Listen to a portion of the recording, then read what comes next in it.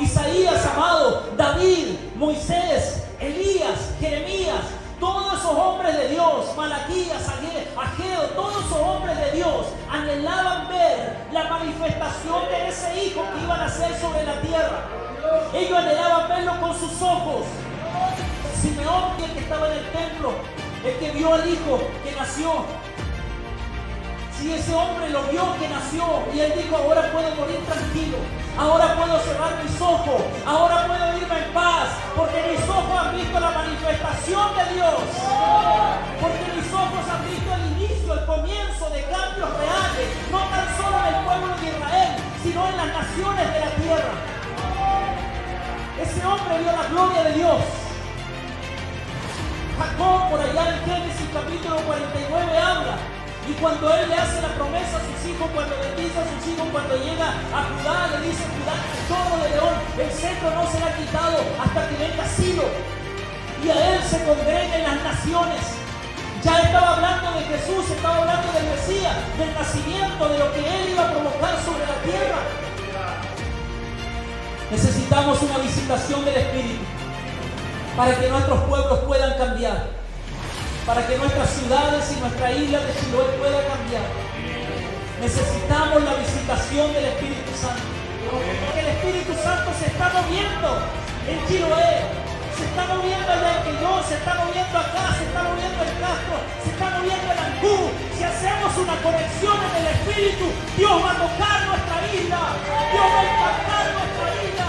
Vamos a ver la gloria de Dios, vamos a ver la gloria de Dios. Yo lo creo. Tengo 44 años y yo no me quiero morir. No quiero irme a la presencia sino antes ver la gloria de Dios. Yo quiero que mi generación sea impactada. Yo quiero que mis padres sean impactados, que mis hermanos sean impactados, que mis hijos, que mis sobrinos sean impactados. Yo no quiero irme sin ver la gloria de Dios. Así que le damos a lectura 2 de Pedro, capítulo 1, el versículo 3 en adelante. La damos a lectura en el nombre de Jesús.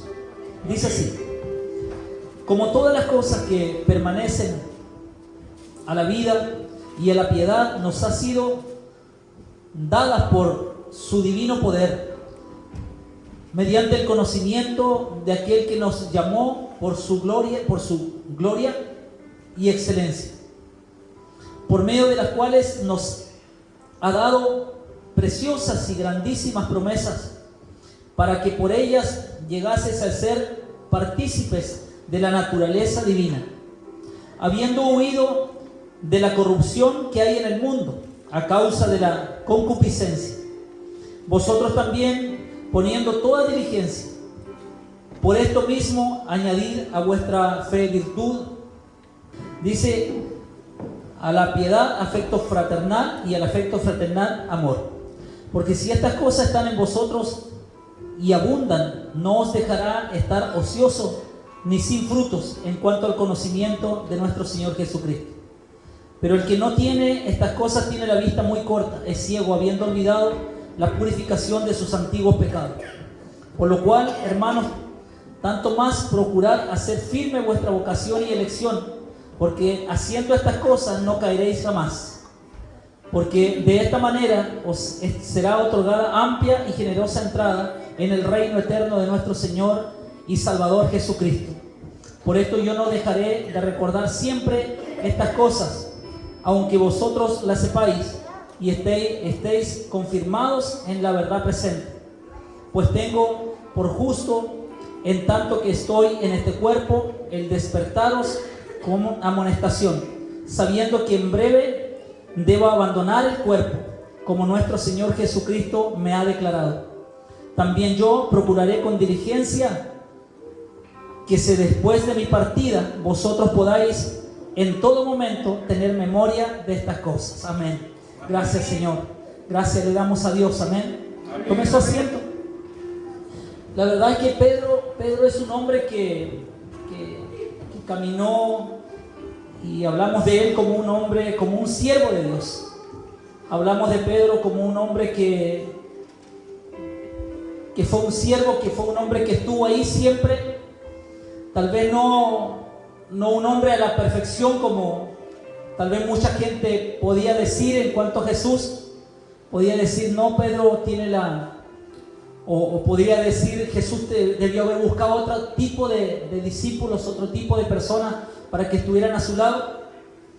Sin embargo, en este hombre nosotros vemos un hombre decidido, un hombre que se esforzó, un hombre que se equivocó, sí, pero que también se arrepintió, y a través de ese arrepentimiento también nosotros entendemos que el Señor le otorgó, como dice él, entrada al reino de los cielos. Y en ese lugar donde él está delante de la presencia del Señor, donde él está ahí, yo entiendo que él tiene un lugar privilegiado por todo lo que él vivió, por toda su fidelidad a Dios, porque sin duda para él no tuvo que haber sido fácil el haber negado al hombre que lo rescató, por el cual él vio la gloria de Dios. No tuvo que haber sido fácil haber aceptado esa palabra de Jesús que le dijo antes que cantara el gallo, me negarás 3 veces. Yo creo que para ninguno de nosotros como hijos de Dios, como siervos, sería agradable poder en algún momento negar a nuestro maestro. Yo siempre digo esto, que si en mi vida personal Dios me libre de esto y Dios no tome en cuenta mis palabras, pero si en mi vida personal en algún momento llegara a decir, Señor, yo no quiero servirte más, y yo sé que al salir de esa puerta no tendría dónde ir, porque mi vida está entregada en las manos del Señor, al igual que la suya. Si usted en algún momento, Dios lo libre, pero si en algún momento usted decidiera abandonar los caminos del Señor o decidiera abandonar su fe, yo le aseguro que usted se para en un lugar y usted no tiene una dirección, no tiene a dónde ir, no sabe qué hacer.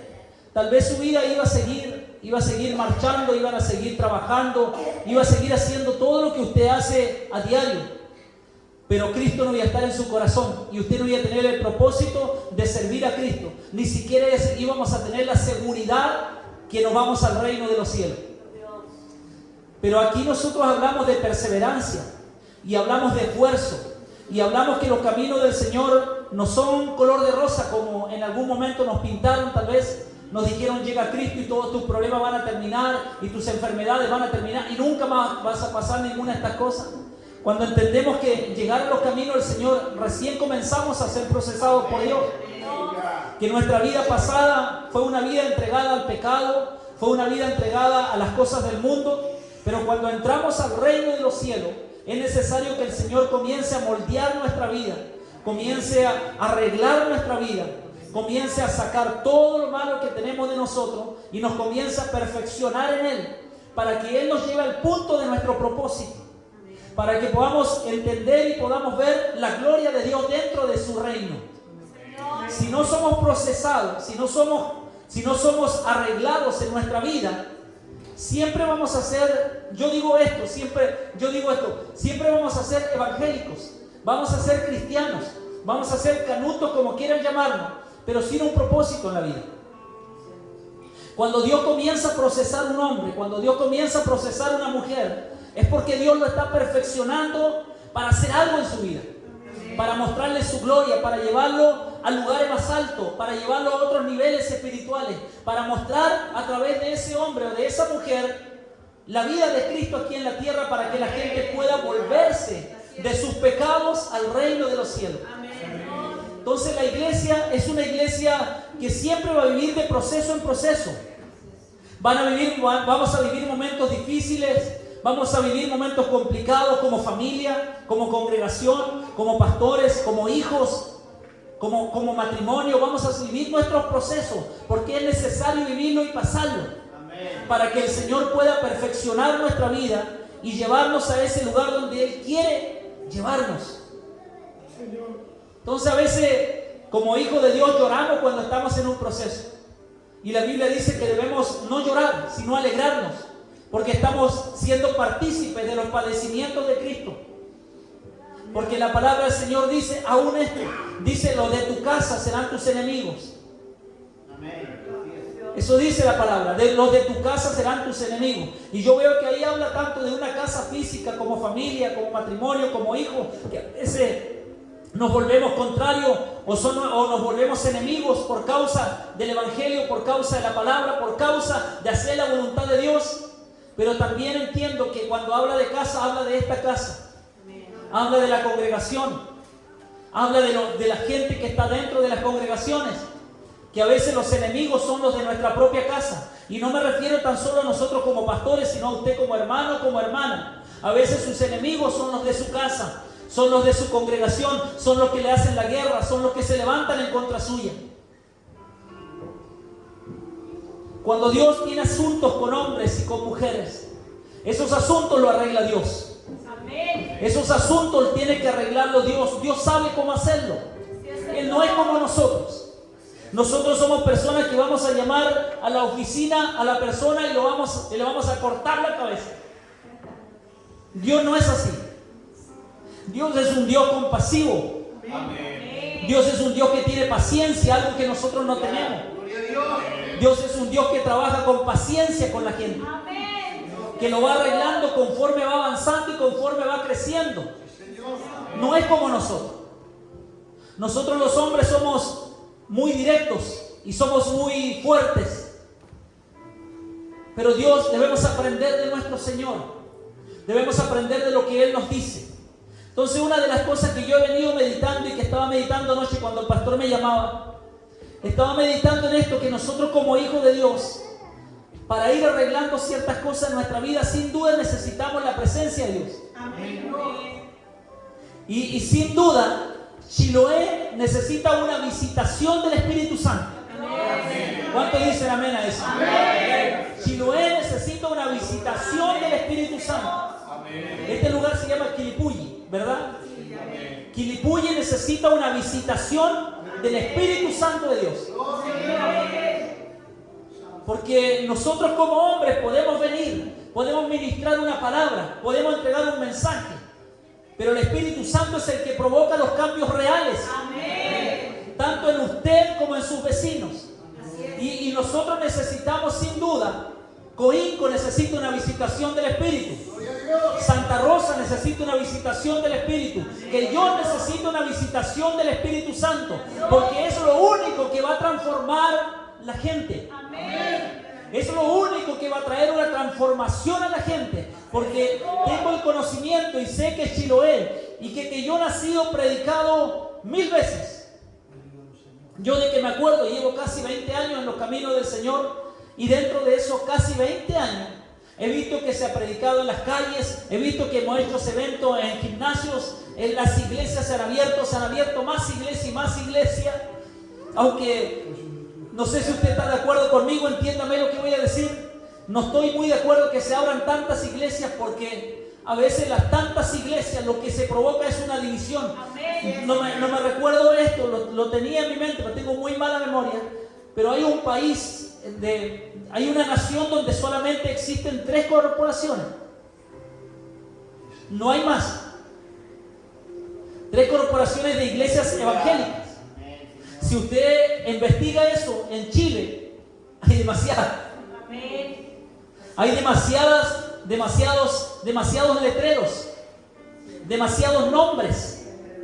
Porque el hermano que sale enojado de ahí se va y levanta una iglesia en la esquina. Y el que sale enojado de allá va a levantar otra acá. Y usted sabe qué cantidad de gente está ministrando herida. Es fuerte decirlo, pero es la realidad. Gente que ministra con odio en su corazón. Gente que predica con cosas en su corazón que nunca ha podido perdonar el de al lado. Nunca ha podido perdonar el pastor que lo ministró. Nunca lo ha podido perdonar. Entonces, como nunca lo ha podido perdonar y nunca ha sido capaz y ha tenido los pantalones bien puestos para ir y sentarse a la mesa y hablar, tocarle la puerta al pastor del lugar donde él salió y decirle: ¿sabes qué, pastor? Te pido perdón, para que pueda llevar un ministerio sano. Amén. Como nunca lo ha hecho, sus ministerios no son sanos. Porque la fuente está sucia. Porque el agua que viene del cielo tiene que pasar por una fuente. Y esa fuente somos nosotros, es usted y soy yo.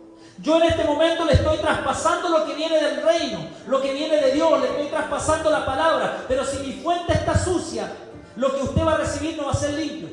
Eso es lo que pasa. Por eso necesitamos las fuentes limpias. Necesitamos los vasos limpios. Y más que nosotros necesitemos los vasos y las fuentes limpias, es Dios quien los necesita limpios. Amén. Para que Él pueda ministrar y para que Él pueda hacer de una vez por todas lo que Él quiere hacer sobre la tierra. Porque Cristo está a las puertas. Y cuando Cristo está a las puertas, necesitamos levantarnos como iglesia, pero con corazones sanos, no heridos. Con corazones sanos. Yo le aseguro que si nosotros tenemos un corazón sano, que si usted busca la presencia de Dios y usted tiene una vida sana en Dios, Dios lo va a levantar y Dios lo va a usar de una forma extraordinaria que usted no se imagina. Entonces necesitamos que el Señor pueda visitar nuestra isla, que el Señor pueda visitar nuestros sectores. ¿Cómo traemos una visitación de Dios? ¿Cómo lo hacemos para que el Espíritu Santo nos visite? Al Señor Dios Todopoderoso le encanta la palabra santidad. Donde no hay santidad, el Señor no se va a mover. Porque la Biblia dice que sin santidad nadie verá al Señor. El problema es que casi no lo predicamos. Pero la santidad es una de las palabras clave para entrar al reino de los cielos. Si no hay santidad, no podemos entrar a la presencia del Padre. Porque sin santidad nadie puede entrar a la presencia de Dios o al reino de Dios. Entonces, ¿cómo provocamos un mover de Dios en nuestros lugares, en nuestros sectores, en nuestras iglesias? ¿Cómo provocamos un mover de Dios? ¿Cómo provocamos una visitación del Espíritu Santo? Cuando usted va a la palabra, usted encuentra que hubieron hombres que provocaron una visitación de Dios sobre sus lugares. Hubieron hombres y mujeres que provocaron que el Espíritu Santo se moviera de una forma extraordinaria. Y cómo Dios comenzó a cambiar la gente de una forma extraordinaria. Entonces yo siempre digo esto, que si nosotros queremos provocar algo en el ambiente espiritual, lo que tenemos que hacer es buscar la presencia de Dios. Es orar a Dios, es ponernos de rodillas, es ayunar, es congregarnos, es buscar la santidad. Es dejar el pecado de lado y comenzar a buscar la santidad, porque eso va a hacer que el Señor se fije en nosotros, que nos mire y que Él pueda enviar una visitación a nuestra vida. Necesitamos urgentemente como iglesia buscar la presencia de Dios y la visitación de Dios para que nuestros lugares sean impactados, amados, porque si no vamos a pasar. Usted y yo estamos de paso por la tierra. La Biblia dice que algunos 80 años, los más robustos, van a llegar a los 80. Desde ahí para adelante son años de gracia. Pero nuestras generaciones pasan, amado. Nuestras generaciones pasan. Nuestras generaciones van quedando atrás. Lo que tenemos que meterle esta nueva visión del reino de los cielos. De decirle, ¿sabes qué? Si tú quieres provocar algo en tu generación, si tú quieres provocar algo en tu vida, Coto, si tú quieres provocar algo en tu vida, Nata, ustedes tienen que buscar la gloria de Dios. Amén. Tienen que buscar la presencia de Dios. Si David quiere provocar algo en su generación, tienen que buscar la presencia de Dios. Amén. No hay otra forma. No hay cómo hacerlo. Si esos niños que están ahí atrás quieren ver la gloria de Dios y quieren transformar sus generaciones, no hay otra forma sino solamente buscar la gloria de Dios. Buscar la presencia de Dios. Ser capaces de pagar el precio para que otros puedan ver la gloria de Dios. Entonces necesitamos urgentemente, digan conmigo, una visitación del Espíritu Santo. Usted sabe que todo el Antiguo Testamento, desde el libro de Génesis hasta el libro de Malaquías, y aún un poquito más allá, hasta Juan el Bautista, anunciaban la venida de Cristo. Amén. Los profetas, los salmos, los hombres anunciaban que iba a venir uno y que ese uno iba a provocar cambios. Amén. Cambios reales, cambios verdaderos. Que ese uno iba a venir a sacar a la gente de las cárceles, que ese uno iba a venir a darle vista a los ciegos, que iba a hacer que los cojos anden, que los paralíticos se levanten, que iba a ver que los ciegos vean, que los sordos oigan. Ese uno venía a transformar no tan solo su nación, sino que venía a transformar las naciones de la tierra. Amén. Y gracias a ese uno, usted y yo estamos aquí hoy. Amén. Entonces todo el Antiguo Testamento hablaba acerca de este que venía a transformar, de esta visita, de esta visitación que venía del cielo. Una visita que venía, una visita extraordinaria que venía de allá arriba del cielo. Ese era el Mesías, era el Salvador, era Jesús, era Yeshua, era el Salvador, era el libertador, el que venía a visitar. Y todo el Antiguo Testamento habla de él, porque el Antiguo Testamento es la sombra de lo que nosotros vemos en el Nuevo. Siempre decimos, cuando usted mira su sombra, usted va a ver una sombra negra ahí, pero usted no le ve qué color de ojo es, qué color de pelo tiene, qué ropa viste, si es hombre, si es mujer. Usted no lo logra distinguir porque solamente ve una sombra. Eso es el Antiguo Testamento, es la sombra de lo que nosotros vimos en el Nuevo Testamento. De la manifestación de Jesús en el Nuevo Testamento. Porque los antiguos indagaban y ellos preguntaban y ellos, los profetas, trataban de investigar y decir: ¿quién es este? Pedro lo habla. Y Pedro dice que los antiguos profetas investigaban y buscaban qué persona, qué tipo, en qué tiempo iban a ser. Porque ellos anhelaban ver la promesa de Dios que estaba sobre sus vidas. Isaías, amado, David, Moisés, Elías, Jeremías, todos esos hombres de Dios, Malaquías, Ageo, todos esos hombres de Dios anhelaban ver la manifestación de ese hijo que iba a nacer sobre la tierra. Ellos anhelaban verlo con sus ojos. Si no me equivoco, me corrige, pastor, si estoy equivocado, pero Simeón, me parece Simón, algo así, el que estaba en el templo, el que vio al hijo que nació. Si ese hombre lo vio que nació y él dijo: ahora puedo morir tranquilo, ahora puedo cerrar mis ojos, ahora puedo irme en paz, porque mis ojos han visto la manifestación de Dios, porque mis ojos han visto el inicio, el comienzo de cambios reales, no tan solo en el pueblo de Israel, sino en las naciones de la tierra. Ese hombre vio la gloria de Dios. Jacob, por allá en Génesis capítulo 49, habla. Y cuando él le hace la promesa a sus hijos, cuando bendice a sus hijos, cuando llega a Judá, le dice: Judá, cachorro de león, el cetro no será quitado hasta que venga Silo y a él se congreguen las naciones. Ya estaba hablando de Jesús, estaba hablando del Mesías, del nacimiento, de lo que él iba a provocar sobre la tierra. Entonces venía una visitación, una manifestación de Dios poderosa sobre la tierra. Cuando nosotros hablamos de los profetas del Antiguo Testamento, tenemos que involucrar a Juan el Bautista ahí. Amén. Porque Juan el Bautista fue el último profeta del Antiguo Testamento que habló acerca de que venía uno. Y que ese uno iba a venir a cambiar las naciones de la tierra. Cuando Juan el Bautista mira para allá y ve venir a Jesús de Nazaret, le dice: aquí el Cordero de Dios que quita el pecado del mundo. Juan el Bautista lo reconoció, él sabía quién era. Lo reconoció. Juan el Bautista dijo: yo a la verdad bautizo en agua para arrepentimiento, pero el que viene tras mí, cuyo calzado no soy digno de desatar, es más poderoso que yo. Él os bautizará en Espíritu Santo y fuego.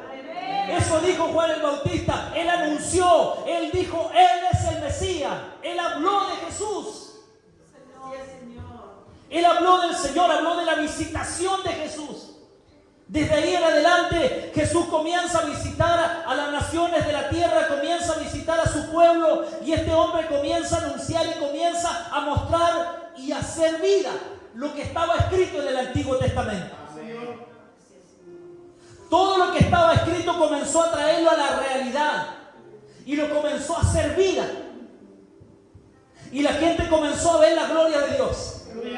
La gente comenzó a ver la gloria de Dios porque comenzó a ver que el Antiguo Testamento se estaba haciendo realidad. Que la palabra de Dios no mentía. ¿Sabe usted que el pueblo de Israel sí sabía que venía uno? Y los religiosos sabían que ese uno se iba a presentar. De hecho, dicen los historiadores que en el templo había una silla que estaba preparada solamente para el Mesías. Cuando usted lee el libro de Lucas capítulo 4 versículo 18, la palabra del Señor dice que Jesús se presentó en el templo. Y cuando Él se presenta en el templo, Él le dice: yo soy el enviado. Él relató lo que decía Isaías. Dice: el Señor me ha enviado para sanar a los quebrantados de corazón, para dar libertad a los cautivos, para dar vista a los ciegos y todo eso. Y dice que Él enrolló el libro, el rollo. Lo enrolló, se lo pasó al ministro. ¿Y qué hizo? Se sentó. Y ese se sentó, nosotros lo vemos como muy superficial. Pero ahí estaba preparada una silla donde solamente se iba a sentar el Mesías, el Hijo de Dios. Esa silla no lo podía tocar ningún hombre. Entonces Él se sentó en el lugar que tenía que sentarse. Y todos los religiosos y los que estaban ahí tenían los ojos fijos en Él, mirándolo, viendo qué era lo que iba a hacer. Porque se le abrió, se le entregó el rollo del profeta Isaías refiriéndose al mismo. Entonces tal vez los religiosos le iban a aguantar que Él leyera, porque tal vez una casualidad. Pero que Él se haya sentado en la silla, eso demostraba que lo que estaba leyendo hablaba de Él mismo. Aleluya. Hablaba de su persona. Hablaba de lo que Él venía a hacer. Hablaba de su propósito en la tierra. Hablaba de su propósito, de la visión del Padre sobre la tierra. No estaba hablando de ningún otro. No hablaba de Isaías ni de ningún profeta. Estaba hablando del Mesías, del Salvador, del Libertador. Cuando Él se sienta, Él le dice a la gente, en otras palabras: del que está hablando Isaías soy yo. Y dice la palabra que el pueblo desde aquella misma hora quiso matarlo. Y quiso desbarrancarlo. Y quisieron apiedrarlo, porque no lo aceptaron. Por eso dice Juan, por ahí no me recuerdo el versículo, pero dice Juan, dice que Él a los suyos vino, pero los suyos no le recibieron. Mas a todo aquel que le recibe, el que recibe a Jesús como Señor y Salvador, dice: a Él Dios le da potestad de ser hecho hijo de Dios. Ahí entramos nosotros como ser injertados. Somos injertados como hijos de Dios. Entonces Jesús vino a traer una visitación. Y el Espíritu Santo vino a visitar nuestra vida. Lo que nosotros necesitamos, amados, es una visitación del Espíritu Santo. Urgentemente. Amén. Y usted me puede decir: pastor, pero todos tenemos el Espíritu Santo. Sí. Todos lo tenemos, porque al recibirlo, el Espíritu viene a ser morada en nuestra vida. Pero también entiendo que los apóstoles lo tenían. Pero cuando ellos se metieron al aposento alto, fue otra cosa lo que sucedió ahí. Porque ellos provocaron una visitación de Dios. Y al provocar una visitación de Dios, ellos fueron transformados. Y su vida fue llena de la presencia de Dios. Amén. Al punto que la gente pensaba que ellos estaban ebrios. Así es, Señor. Y dice que se le repartieron lenguas sobre ellos. Y la gente pensaba, porque estaban de todas las naciones de la tierra ahí, que ellos estaban ebrios, que estaban borrachos. Y Pedro le dice, se levanta y le dice: esto no es así. Tuvo que aclararle las cosas. Pedro, un hombre que era del vulgo, un hombre que tenía un estatus social muy bajo, que no estaba con los grandes, sino que estaba más abajo. Un hombre que tal vez era mirado al menos para los demás. Pero ese hombre tuvo que aclararle el asunto a estos otros que estaban burlándose y que se estaban riendo. Y tuvo que decirle: ellos no están ebrios. Esto es lo dicho por el profeta Joel. En los postreros días, dice Dios, derramaré de mi espíritu sobre toda carne. Amén. Y vuestros hijos y vuestras hijas profetizarán. Y vuestros jóvenes verán visiones. Y vuestros ancianos soñarán sueños. Amén. Y de cierto os digo que sobre mi siervo y sobre mi sierva derramaré mi Espíritu Santo en aquellos días. Amén. Entonces Pedro le aclaró el asunto a la gente. Amén. Pedro le dio a entender que lo que estaba sucediendo ahí era algo bíblico. No era una idea, no era una costumbre, no era una emoción. Era algo bíblico, era algo establecido en la palabra eterna de Dios. Cuando suceden cosas que están establecidas en la palabra, no hay cómo detenerlo. Amén. Dios va a cumplir su propósito. Cuando las cosas suceden conforme a la Escritura, amado, cuando suceden conforme a esto, nadie lo va a poder detener. Amén. Cuando Dios hace cosas conforme a lo que está establecido, eso lo hace Dios. Amén. Y nadie lo puede detener. Amén. Necesitamos una visitación. Necesitamos una visitación del Espíritu para que nuestros pueblos puedan cambiar, para que nuestras ciudades y nuestra isla de Chiloé pueda cambiar. Necesitamos la visitación del Espíritu Santo. Y yo no le hablo de un momento solamente, no le hablo de un momento en el culto de usted recibir la presencia como a veces el Señor nos toca. Yo le hablo de que usted sea lleno del poder de Dios. Aleluya. Que cuando haya una persona necesitada, no aquí, sino allá afuera, usted tenga la suficiente valentía de poder ir y orar por un enfermo de cáncer y ese hombre pueda levantarse. Tenemos que sacarnos la idea que somos nosotros, porque no somos nosotros, es Dios. Usted y yo somos el canal. La clave está en creer. Si usted cree, todas las cosas van a ser posibles. Si yo creo, todo va a ser posible. Entonces necesitamos una visitación a nuestra isla de Chiloé. Necesitamos una visitación a nuestra iglesia, a los lugares donde nos congregamos. Que estos lugares sean llenos de la presencia de Dios. Que como ha sucedido en otras veces, por allá por Valparaíso, en el avivamiento que sucedió ahí, que mi esposa cuenta, porque mi esposa es de Valparaíso, y ella dice que era una iglesia muy pequeña, la iglesia de Retamo, era una iglesia muy pequeña, y esa iglesia dice que estaba en medio de prostíbulos y de bares. Ahí había una iglesia pequeñita, y no era una iglesia grande. Entonces dice que un día los hermanos de la iglesia le dijeron al pastor: pastor, si la Biblia dice que el Señor derramó su espíritu con los 120, ¿acaso no lo podrá hacer con nosotros también?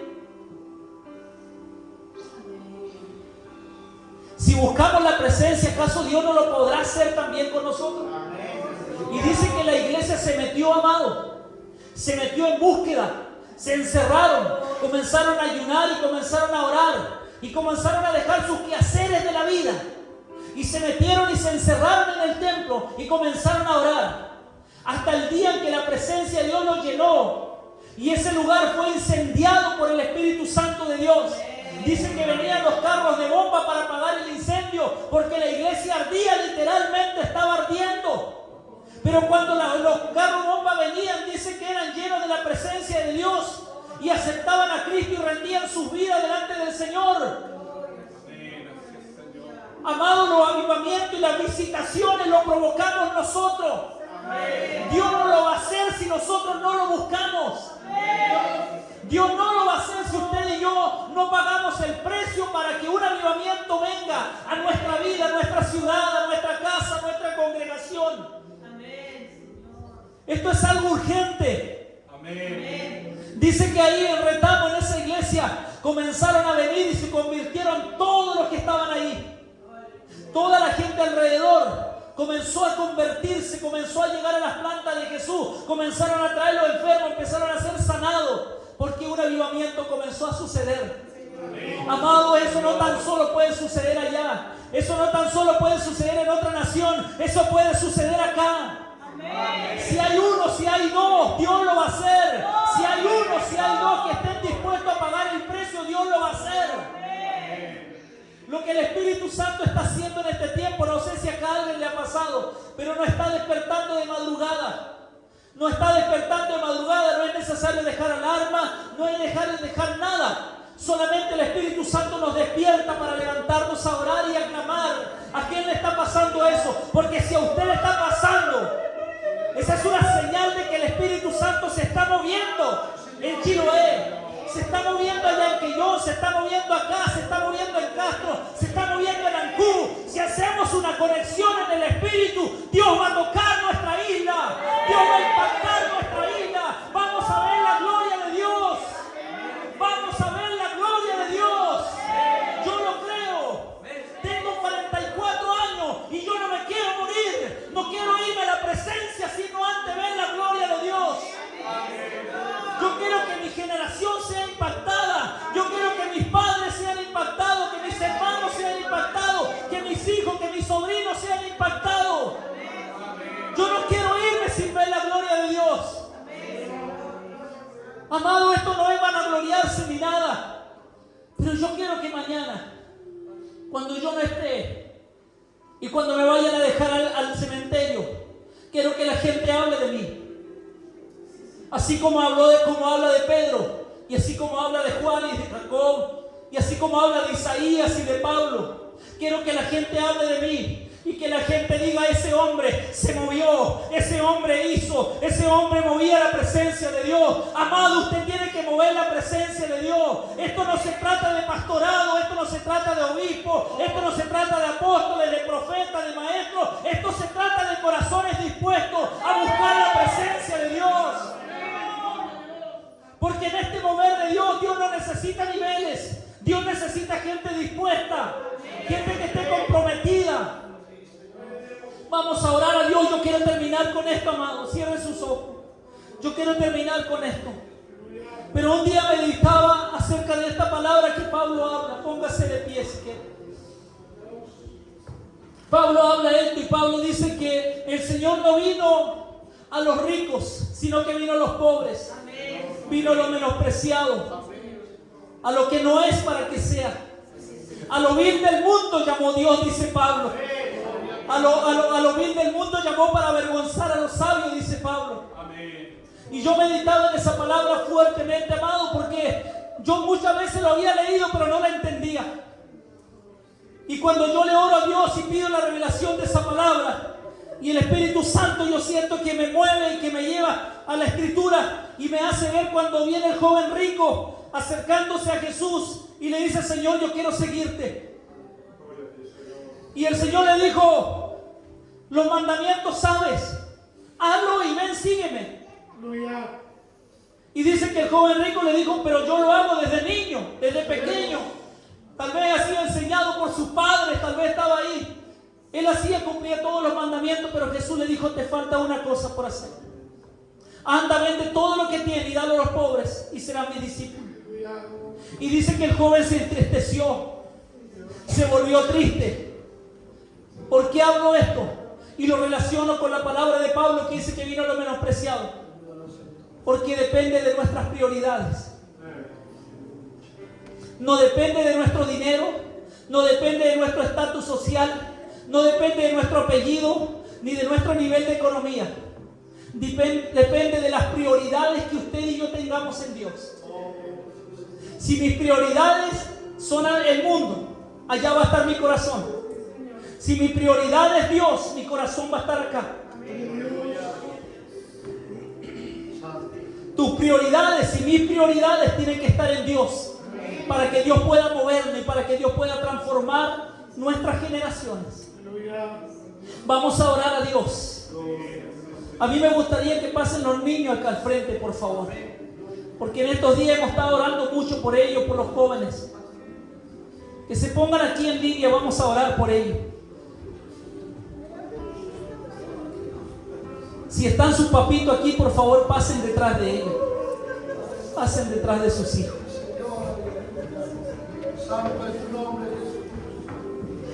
Porque sus labios tienen poder, sus labios tienen autoridad. En sus labios está el poder dar vida y el poder matar.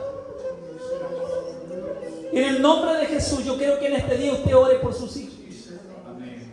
Que usted suelte palabras sobre ellos. Porque hoy día ellos lo vemos aquí que andan, que están ahí. Tal vez lo vemos como distraídos. En algunas iglesias se nombran los niños como desordenados, como molestosos, como que interrumpen el culto y tantas cosas, amado.